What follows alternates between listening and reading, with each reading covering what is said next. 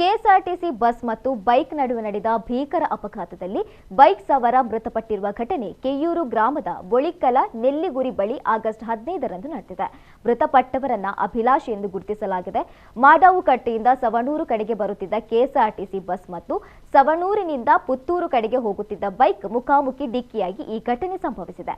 ಪರಿಣಾಮ ಗಂಭೀರ ಗಾಯಗೊಂಡಿದ್ದ ಅಭಿಲಾಷ್ ಸ್ಥಳದಲ್ಲೇ ಮೃತಪಟ್ಟಿದ್ದಾರೆ. ಘಟನಾ ಸ್ಥಳಕ್ಕೆ ಪುತ್ತೂರು ಪೊಲೀಸರು ಭೇಟಿ ನೀಡಿ ಪರಿಶೀಲನೆಯನ್ನು ನಡೆಸಿದ್ದಾರೆ.